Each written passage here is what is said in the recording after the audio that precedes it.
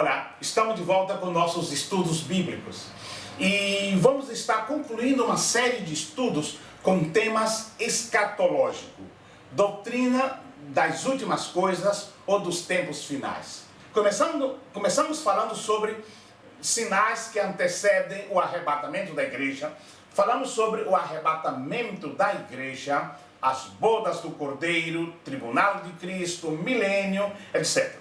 E por último falamos sobre o juízo final, que é o julgamento dos mortos que ressuscitam para receber a sentença condenatória.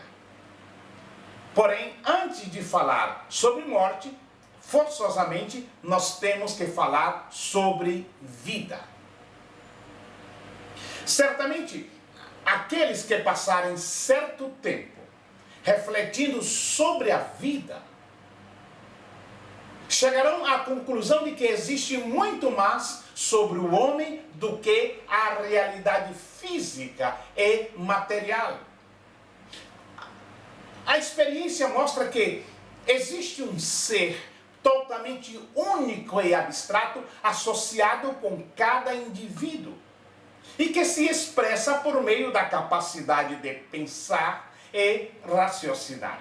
Sendo assim, o verdadeiro eu é uma pessoa imaterial, aquela personalidade que utiliza os impulsos do cérebro. Essa força misteriosa que chamamos de vida é algo que o homem não pode duplicar. Cada ser vivo a tem, cada folha de grama, cada inseto, cada pássaro, cada animal. E podemos apenas observar sua duração e notar sua partida inevitável. Mas para onde, ou melhor, de onde ela se origina e para onde ela vai? É evidente que a vida gera a vida. Isso em um ciclo aparentemente infindável e que termina de forma abrupta no que chamamos morte. Mas é esta curta existência tudo o que existe? A Bíblia nos diz que existe muito mais envolvido do que aquilo que pode ser obtido por meio da observação científica. No livro de Gênesis, o primeiro livro da Bíblia, encontramos o seguinte anunciado sobre a origem do homem. No capítulo 2 e no versículo 7 do livro de Gênesis está escrito: "E o Senhor Deus formou o homem do pó da terra e soprou em suas narinas o fôlego da vida. E o homem foi feito alma vivente." A seguir, no livro dos Salmos, o rei Davi falou sobre o papel de Deus em sua própria criação. Assim que no Salmo 139, os versos 14 e 15, assim se expressa o rei Davi: "Eu te louvarei, porque de um modo assombroso e tão maravilhoso fui feito. Maravilhosas são as tuas obras, e a minha alma o sabe muito bem. Os meus ossos não te foram encobertos, quando no oculto fui feito, e entretecido nas profundezas da terra." Então aí surge a clássica pergunta: mas professor, e o destino da alma após a morte? Já que o corpo vai para a sepultura. Sabemos através das escrituras sagradas que as bênçãos resultantes da vinda do Senhor Jesus a este mundo são incontáveis. Esta essas bênçãos se relacionam com tudo o que existe. Sabemos que na glória celestial, um dia nos serão reveladas e usufruídas inúmeras outras bênçãos derivadas da vinda de Jesus aqui. Uma delas tem que ver com os que dormem ou vierem a dormir no Senhor. Isso entre a morte e a vinda ou segunda volta de Jesus. Porque entre a morte e a vinda de Jesus há um período muito importante, chamado período intermediário. Algumas teorias sobre o destino dos mortos podem até soar bonito e confortável, porém não resistem ao crivo da Bíblia Sagrada. O que a Bíblia diz é: existe céu e existe inferno. Existe julgamento para todo e qualquer homem nascido sobre a face da terra. Deus, ele revelou o seu plano salvador à humanidade para que, através dele, desse plano salvador, através de Deus, todos igualmente tivessem acesso às portas da eternidade em um lugar de luz, ou, se decidir, contrário, a um lugar de trevas. Ninguém jamais poderá modificar o que Deus instituiu. Também ninguém jamais será capaz de descobrir totalmente todos os mistérios que permeiam o mundo, tanto dos vivos quanto dos mortos. Mas aquilo que é necessário que conheçamos para que alcancemos a salvação, isso está revelado, está escrito pelos séculos dos séculos, e haverá de ser cumprido em cada jota, em cada tio da palavra. O escritor da carta aos Hebreus, no capítulo 9, e o versículo 27, ele escreve: e como aos homens está ordenado morrerem uma vez, vindo depois disso o juízo. É evidente que todo ser humano não pode negar que a morte é uma realidade inevitável. Tentar não passar pela experiência da morte é fechar os olhos para a própria realidade da vida. Então se faz necessário encarar este fato com clareza, pois todos os homens, o ser humano, está sujeito à morte. Assim que a morte tem feito parte da história da própria humanidade. Nós temos que reconhecer uma coisa, que a pena de morte é um castigo sobre a raça humana. Não é uma coisa natural que se abate sobre os nossos corpos.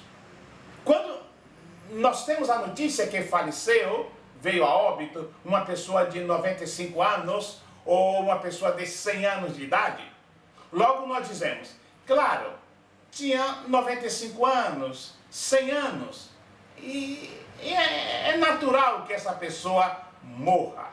Como se a morte fosse algo natural, mas não é. A palavra do Gênesis, capítulo 2, versículo 7 diz: morrendo, morrerá. Isso indica que há mais de uma categoria de morte, ou mais do que uma forma de morte. Assim que o castigo da morte pode ser distinguido de 3 diferentes maneiras. Mas antes vem a pergunta: o que é a morte? E antes que respondamos, o que é a morte? Há algo mais importante que antecede a essa resposta. Primeiro, devemos perguntar: o que é a vida? Porque a morte vem depois da vida. Por definição médica, a vida ocorre quando o cérebro e o coração da pessoa estão funcionando. Respirar, caminhar, falar é apenas a manifestação daquilo que chamamos vida. A verdadeira fonte da vida, a energia que permite ao corpo funcionar, foi o sopro de Deus, que fez do homem alma vivente. E esse espírito, esse sopro de Deus no homem, está conectado diretamente com Deus, que é o doador da vida e é imortal.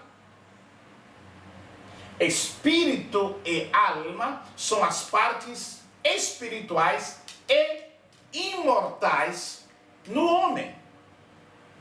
Embora as manifestações de vida possam cessar com a morte, o espírito que volta para Deus e a alma que vai esperar o dia da ressurreição com o corpo continuam a viver, somente que de uma forma diferente. Assim que, sendo a vida biológica e espiritual dependente do espírito do homem, que foi dado por Deus, quando o espírito sai do corpo, este deixa de ter vida, ou seja, ele morre. Eu sei que muitas vezes nós temos dificuldade para distinguir entre vida biológica e vida espiritual, ou verdadeira vida. Assim que, voltando à pergunta anterior, quando no livro de Gênesis disse, morrendo morrerás, nos fala que existe mais de uma classe de morte.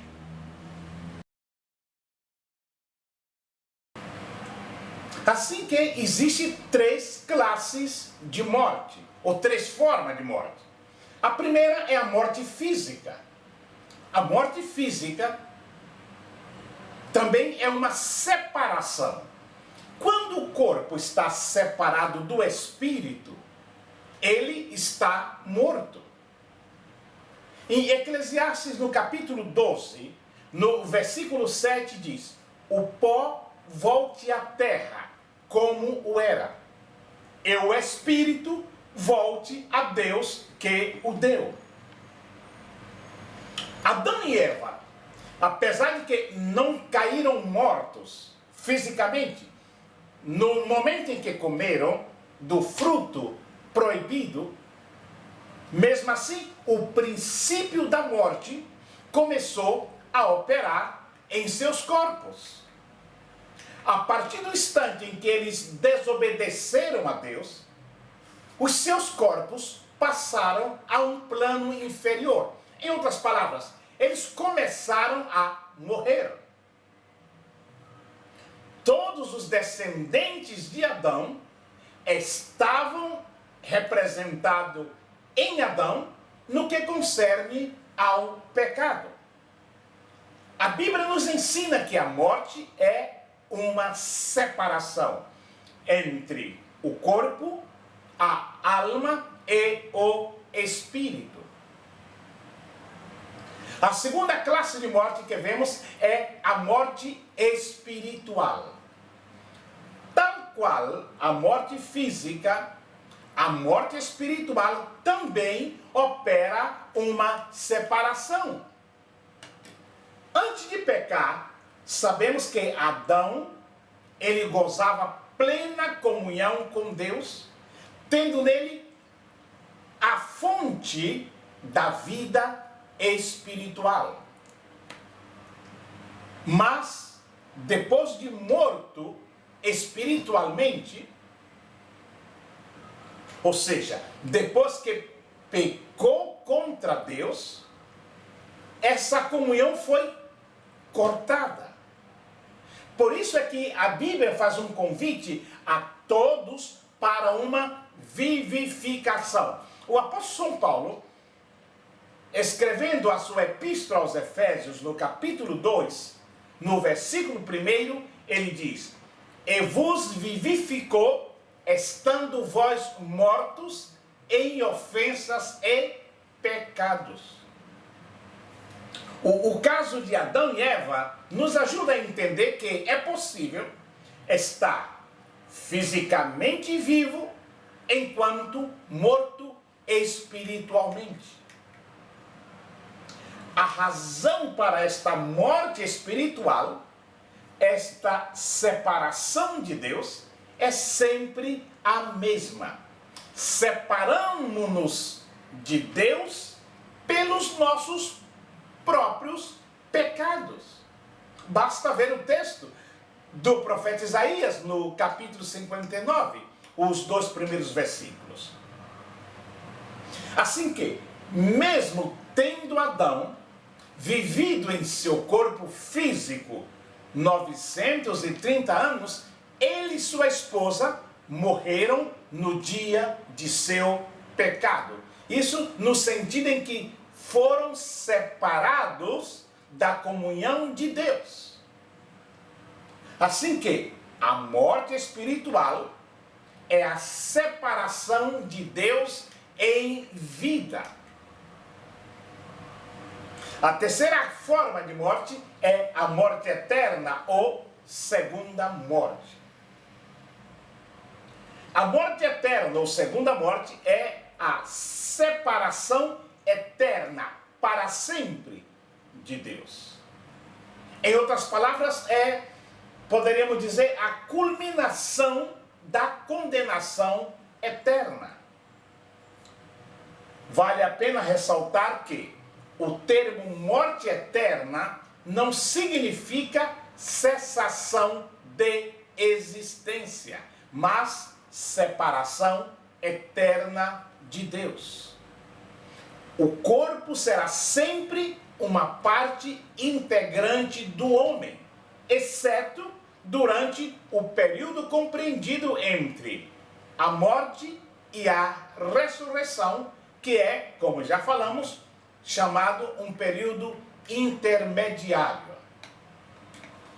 Bem, logo entra no corpo esta fase que nós chamamos de separação ou de morte física e que vai até o momento da ressurreição, quando o homem voltará a receber o seu corpo só de uma maneira diferente. O salvo, um corpo glorioso, e os ímpios, um corpo vergonhoso. Em 1 Coríntios, no capítulo 15, a partir do versículo 40, diz: "E muitos", já parafraseando o texto do profeta Daniel, vamos citar o de Daniel, que já mencionamos aqui e que fica muito mais fácil de compreender. Daniel, no capítulo 12, o versículo 2, ele diz: "E muitos dos que dormem no pó da terra serão despertos, uns para a vida eterna e outros para a confusão perpétua." Ainda que não mencionamos, mas vale a pena ver 1 Coríntios, capítulo 15, do versículo 40 ao versículo 45. Agora vem a pergunta: como podemos enfrentar a morte? Não devemos ter medo se Deus está conosco. A Bíblia diz no Salmo 23, o verso 4: "Ainda que eu ande pelo vale da sombra da morte, não temerei mal algum, porque tu estás comigo. A tua vara e o teu cajado me consolam." E a pergunta, mas como é a morte? É como um sono. A Bíblia, em 1 Tessalonicenses, no capítulo 4, versículo 13, disse: não queremos, porém, irmãos, que sejais ignorantes acerca dos que já dormem, para que não vos entristeçais como os outros que não têm esperança. No Evangelho de São João, no capítulo 11, do versículo 11 ao versículo 14, a Bíblia nos diz: e tendo assim falado, Jesus acrescentou: Lázaro, o nosso amigo, dorme, mas vou despertá-lo do sono. Disseram-lhe, pois, os discípulos: Senhor, se dorme, ficará bom. Mas Jesus falara da sua morte. Eles, porém, não entenderam que falava do repouso do sono. Eles entenderam que era como se fosse um repouso do sono. Então, Jesus lhes disse claramente: Lázaro morreu. E como vimos no texto que citamos de Daniel capítulo 12, versículo 12, todos ressuscitarão, os ímpios e os salvos. E a clássica pergunta: os mortos sabem de alguma coisa? Eles veem, eles pensam, eles contemplam a terra. O que é que a Bíblia diz em Eclesiastes, capítulo 9, versículo 5, 6 e também o versículo 10? Pois os vivos sabem que morrerão, mas os mortos não sabem coisa nenhuma, nem tampouco têm eles daí em diante recompensa, porque a sua memória ficou entregue ao esquecimento. Tanto o seu amor como o seu ódio e a sua inveja já pereceram. Nem tem eles daí em diante parte para sempre em coisa alguma do que se faz debaixo do sol. Tudo quanto te vier a mão para fazer, faze-o conforme as tuas forças, porque no Seol, para onde tu vais, não há obra, nem projeto, nem conhecimento, nem sabedoria alguma. Então vemos que os mortos não participam da vida aqui na terra, como diz os que creem na doutrina da reencarnação. A morte, entretanto, não é o fim. A Bíblia diz em Isaías, no capítulo 26, o versículo 19: os teus mortos viverão, os seus corpos ressuscitarão. Despertai e exultai, vós que habitais no pó, porque o teu orvalho é orvalho de luz, e sobre a terra das sombra falos a cair. Jesus, através da sua palavra, ele promete esperança para aqueles que morreram em Cristo. No Antigo Testamento, há um texto no livro de Oséias, no capítulo 13, o versículo 14 diz: e eu os remirei do poder do Seol, eu os resgatarei da morte. Onde estão, ó morte, as tuas pragas? Onde está, ó Seol, a tua destruição? A compaixão está escondida de meus olhos. Então, esse poder da ressurreição vem de Cristo. Em 1 Coríntios, no capítulo 15, versículos 21 e 22, disse: porque assim como por um homem veio a morte, também por um homem veio a ressurreição dos mortos. Pois, como em Adão todos morrem, do mesmo modo em Cristo todos serão vivificados. É por esse motivo que Deus deu o seu Filho Jesus ao mundo. Esse texto áureo da Bíblia, que é João 3,16, que diz: porque Deus amou o mundo de tal maneira que deu o seu Filho unigênito, para que todo aquele que nele crê não pereça, mas tenha vida eterna. Já falamos e vamos repetir. Ambos, os justos e os ímpios, serão ressuscitados, cada um a seu tempo. Em João capítulo 5, no versículo 28 e o versículo 29 diz: não vos admireis disso, porque vem a hora em que todos os que estão nos sepulcros ouvirão a sua voz e sairão. Os que tiverem feito bem, para a ressurreição da vida, e os que tiverem praticado mal, para a ressurreição do juízo.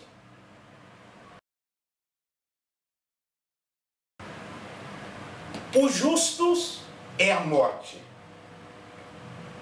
Referindo-se ao nosso corpo como um tabernáculo ou uma habitação temporária, o apóstolo Paulo, ele deixa claro que os cristãos têm uma casa não feita por mãos, que nos espera no que ele chama de paraíso.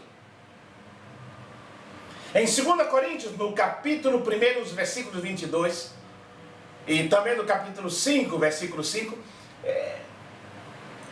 ele nos diz que enquanto estamos em nossos corpos mortais, temos conosco o Espírito Santo, como uma garantia ou um penhor de Deus, que é uma promessa de Deus para o seu povo. E essa promessa se cumpre em nossos dias. Nós somos moradas ou habitação do Espírito Santo.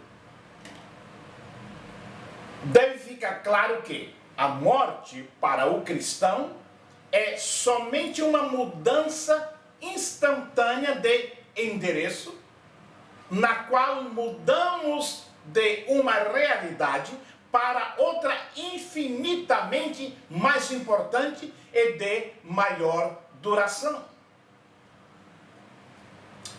Sob circunstâncias normais, o arrebatamento será uma exceção, o corpo é deixado para trás como uma casa, quando os moradores mudam de endereço. Mas louvado seja o Senhor, que um dia próximo ele virá para a sua igreja, e todos aqueles que deixaram suas casas, esse corpo para trás, as receberão de volta, mas completamente novas e em versões perfeitas. Os justos serão ressuscitados no arrebatamento da igreja, que é a primeira fase da segunda vinda. Como está escrito em 1 Tessalonicenses capítulo 4, versículos 16 e 17. Porque o Senhor mesmo descerá do céu, com grande brado e com voz do arcanjo, ao som da trombeta de Deus, e os que morrerem em Cristo ressuscitarão primeiro. Depois nós, os que ficarmos vivos, seremos arrebatados juntamente com eles nas nuvens ao encontro do Senhor nos ares, e assim estaremos para sempre com o Senhor. E a pergunta mais, pastor, o que acontecerá depois da ressurreição?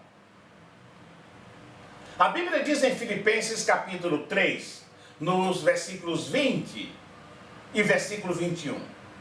Mas a nossa pátria está nos céus, donde também aguardamos um Salvador, o Senhor Jesus Cristo, que transformará o corpo da nossa humilhação para ser conforme ao corpo da sua glória, segundo o seu eficaz poder de até sujeitar a si todas as coisas.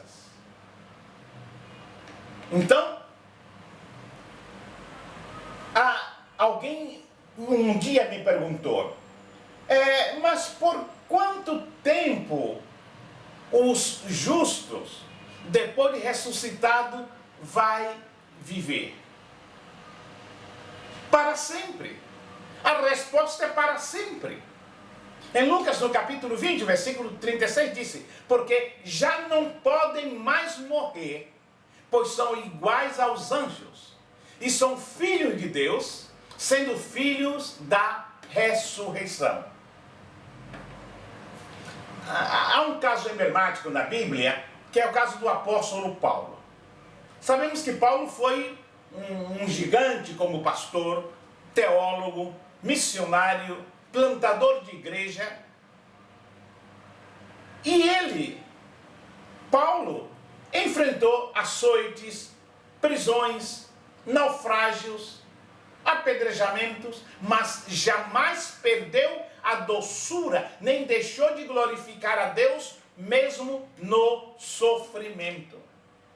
Em 2 Timóteo, no capítulo 4, a partir do versículo 6, Paulo fala que seu passado foi marcado por combate, perseverança e fidelidade. No versículo 7 do capítulo 4 de 2 Timóteo. E ao enfrentar seu presente, o apóstolo Paulo afirma que não é Nero, aquele que mandou matar a Paulo, não é Nero que vai lhe matar, mas ele é quem vai se entregar. Isso no capítulo 4, versículo 6 de 2 Timóteo. Então, ao vislumbrar o seu futuro, o apóstolo estava seguro de que a recompensa divina já estava preparada para ele. Paulo, ele está no corredor da morte, na antessala do martírio. Está fechando-se as cortinas da vida. Está numa masmorra úmida e fria, insalubre. Não havia mais esperança de liberdade. Deus não o pouparia da morte, mas o libertaria através da morte. É nesse contexto que o veterano apóstolo compartilha conosco os seus sofrimentos. E as últimas palavras inspiradas antes da morte, ele disse, quanto a mim, estou sendo já oferecido por libação. E o tempo da minha partida, que seria a sua morte, é chegado. Combati o bom combate, completei a carreira e guardei a fé. Já agora, a coroa da justiça me está guardada, a qual o Senhor, justo juiz, me dará naquele dia. E não somente a mim, mas também a todos quantos amam a sua vinda. Essas palavras de 2 Timóteo capítulo 4, que vai do versículo 2 até o versículo 8, mostra que a morte para Paulo não era uma coisa pavorosa, não era motivo de reclamar de Deus, ao contrário. Ele disse que estava pronto para partir e receber a coroa reservada para ele. Assim é a morte do justo, do cristão, dos santos. E os ímpios? Como é depois da morte? Quanto tempo tem que esperar os ímpios depois da primeira ressurreição, que é a ressurreição dos justos, para que eles também sejam ressuscitados? A Bíblia, em Apocalipse capítulo 20, os versículos 4 e 5, já no fim da grande tribulação, em início do milênio, disse, eles, os justos, reviveram e reinaram com Cristo durante 1000 anos, mas os outros mortos não voltaram a viver até que os 1000 anos se completassem. Ou seja, a ressurreição dos ímpios dos não salvos será depois do milênio e antes do grande trono branco, antes do juízo final. E qual é o destino dos ímpios? A Bíblia diz em Apocalipse capítulo 20, versículo 9: mas desceu fogo do céu e os devorou. Mas quem são os ímpios? A Bíblia diz em Apocalipse capítulo 21, versículo 8: mas quanto aos medrosos, e aos incrédulos, e aos abomináveis, e aos homicidas, e aos adúlteros, e aos feiticeiros, e aos idólatras, e a todos os mentirosos, a sua parte será no lago ardente de fogo e enxofre, que é a segunda morte. Esse grupo são aqueles que a Bíblia chama de ímpios, de não salvos. E a Bíblia adverte claramente em Romanos, no capítulo 2, do versículo 5 ao versículo 9. Paulo escreve: mas segundo a tua dureza e o teu coração impenitente, entesouras ira para ti no dia da ira e da manifestação do juízo de Deus, o qual recompensará a cada um segundo as suas obras, a saber, a vida eterna aos que com perseverança em fazer bem, aqueles que procuram a glória, honra e incorrupção, mas a indignação e a ira aos que são contenciosos, desobedientes à verdade e obedientes à iniquidade, tribulação e angústia sobre a alma do homem que faz o mal, primeiramente do judeu e também do grego.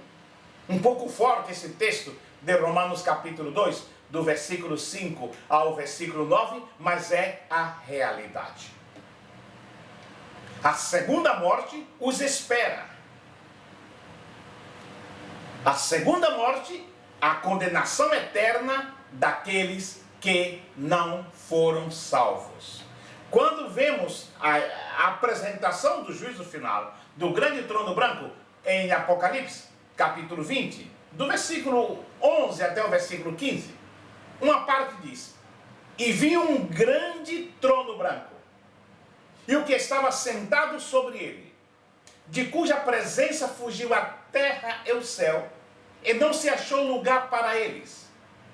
E vi os mortos, grandes e pequenos, que estavam diante do trono, e abriram-se os livros, e abriu-se outro livro, que é o da vida, e os mortos foram julgados pelas coisas que estavam escritas nos livros, segundo as suas obras. E deu o mar os mortos que nele havia, e a morte e o inferno deram os mortos que neles havia, e foram julgados cada um segundo as suas obras. E a morte e o inferno foram lançados no lago de fogo. Esta é a segunda morte. E aquele que não foi achado escrito no livro da vida foi lançado no lago de fogo. Queridos, a segunda morte não tem qualquer coisa que ver com os salvos em Cristo. Mesmo porque a cena do grande trono branco é para os não salvos. Os que não são salvos são os que comparecem diante do grande trono branco. Ao contrário do que muitos pensam, que esse julgamento fará a separação dos salvos e perdidos, o grande trono branco não é mais que o momento de julgar as pessoas no sentido de ver quem não será salvo. O grande trono branco, então, é um tribunal de condenação. tudo que se ouvirá ali será a sentença dos perdidos, os quais até então estavam mortos e ressuscitarão apenas para ouvirem a sentença e serem lançados no lago de fogo com o corpo ressuscitado e sofrerão no que a Bíblia chama de segunda morte, que não significa, quero repetir, cessação de existência, mas separação eterna de Deus. Em Apocalipse, no capítulo 2, o versículo 11 disse: o que vencer, de modo algum sofrerá o dano da segunda morte. Então, aqui está falando algo bastante óbvio. A igreja, os santos, é apresentado como vencedor. Assim que o destino do ser humano, salvo ou condenado, é definido claramente nas Escrituras Sagradas. Os salvos estarão eternamente com Cristo, e os ímpios, condenados a uma vida eterna de sofrimento no lago de fogo e enxofre. Ambos os destinos são inalteráveis, ou seja, são eternos. Isso deixa claro que a reencarnação não existe, ou seja, não há nenhum fundamento bíblico. Não existe segunda chance depois da morte. O texto de Hebreus é muito claro. Depois da morte, segue-se o juízo.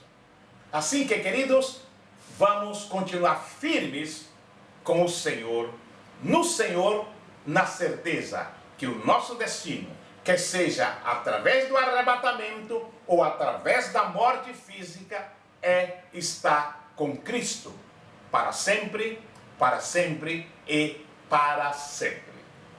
Que Deus nos abençoe.